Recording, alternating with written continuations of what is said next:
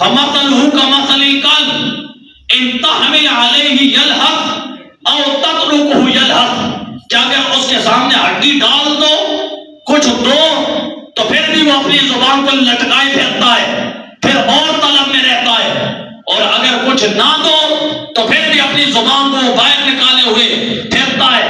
یا پھر یہاں پہ مفسرین کہتے ہیں جیسے تھکا ہارا ہوا کتا آتا ہے تو وہ بیٹھ کے اپنی زبان کو باہر نکال کے ہانپتا رہتا ہے، اس طرح ایسے بندے کی مثال ہے کہ جو دنیا داری میں اپنے دین کو چھوڑ کے دنیا کی ہوس میں پڑ گیا، جس نے اپنے دین کو چھوڑا، اپنی آخرت کو برباد کر کے دنیا کے پیچھے لگا، اور فمثلہ کمثل الکلب، جو اس کی مثال اس کتے کی ہے کہ جو دنیا داری میں پڑ گیا۔ اچھا، اس بندے کی مثال کتے کی ہے جو دنیا داری میں پڑ جائے، تو اس بندے کی مثال کتنی بدتر ہوگی جو نبی کا گستاخ ہو جائے۔ توجہ ہے؟ اس بندے کی مثال کتے کی ہے۔ اب کسی کو کتا کہنا، اب کوئی بندہ پوچھے کہ جناب اگر کوئی دنیا کا پجاری ہو جائے اس کو کتا کہہ دیا جائے تو کیا یہ بات درست ہے؟ عام بندہ کہتے توبہ توبہ جناب، کتا تو نہیں کہنا چاہیے، جبکہ قرآن ہے، قرآن، اس لیے کہ ہم ادھورے ہو گئے، ہم کورے ہو گئے۔ اگر کوئی بندہ مومن ایمان کی حالت میں اپنے جذبات پہ قابو نہ رکھتے ہوئے گستاخ رسول کو، اگر کسی نبی علیہ السلام کے بے ادب کو کتا کہہ دے، خنزیر کہہ دے، لوگ کہتے ہیں جناب یہ دیکھیں جناب ممبر رسول پہ کیسی بات کر دی ہے، یہ ممبر اس چیز کی کیا اجازت دیتا ہے؟ اس لیے کہ ہم دین سے کورے، ایمان سے کورے، علم سے کورے، پتہ ہی نہیں کہ بھائی رب کا قرآن کیسا اس کا اسلوب ہے۔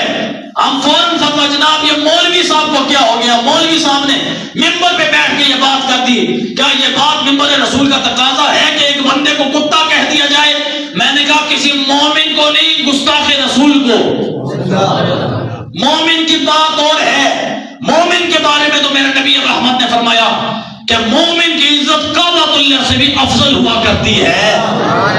میں نے کہا یہ مومن کی شان ہے، تجھے خبر ہی نہیں کہ مومن کو برا بھلا کہا جا رہا ہے یا پھر نبی کے باغی کو برا بھلا کہا جا رہا ہے۔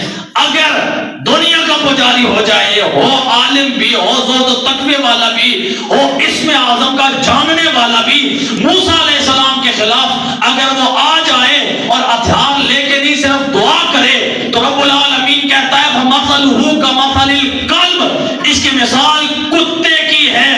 تو پھر بتاؤ جو گستاخ رسول ہو جائے اس کی مثال کتنی بدتر ہوگی؟ ماشاءاللہ۔ ہاں جی، انہوں نے کہا قرآن کی دوسری آیت عُتُلٍّ بَعْدَ ذَلِكَ زَنِيمٍ، بس اتنا ہی ترجمہ کافی ہے کہ وہ قرآن ہی کہتا ہے اس کے بارے میں بھی کہ وہ اپنے باپ کا ہی نہیں ہے جو حضور کا بے ادب و گستاخ ہو جائے۔ عُتُلٍّ بَعْدَ ذَلِكَ زَنِيمٍ، یہ بھی سورہ قلم ہے، 29واں پارہ ہے، اور 29ویں پارے کے اندر اللہ رب العالمین کے محبوب نے گستاخ رسول کے 10 عیب کو گنوائے، جن میں یہ بھی ہے کہ جا اپنے ماں سے پوچھ، تو اپنے باپ جو حقیقی باپ ہے اس کا بیٹا نہیں ہے۔ قرآن کہتا ہے قُلْ بَعْدَ ذَلِكَ زَنِيمٍ، اور یہ رہنمائی کی جناب حاجی صاحب نے کہ جناب یہ بات ہے، تو بات تو حقیقت ایسے ہی ہے۔ فَمَثَلُهُ كَمَثَلِ الْكَلْبِ، کتے کی مثال اس شخص کی سی ہے جو دنیا کا پجاری ہو جائے، اور جو نبی کا بے ادب ہو جائے وہ اپنے باپ کا ہی نہیں ہوا کرتا۔ اب فَمَثَلُهُ كَمَثَلِ الْكَلْبِ إِن تَحْمِلْ عَلَيْهِ يَلْهَثْ أَوْ تَتْرُكْهُ يَلْهَث، کہ بھائی تم دیکھتے ہو اس کے سامنے کوئی چیز پھینک دو، دنیا کی دولت آ جائے اور طلب کرتا ہے، جناب اور آ جائے، اور آ جائے، دین کو نہیں دیکھتا، بس دولت ہونی چاہیے، پیسہ ہونا چاہیے۔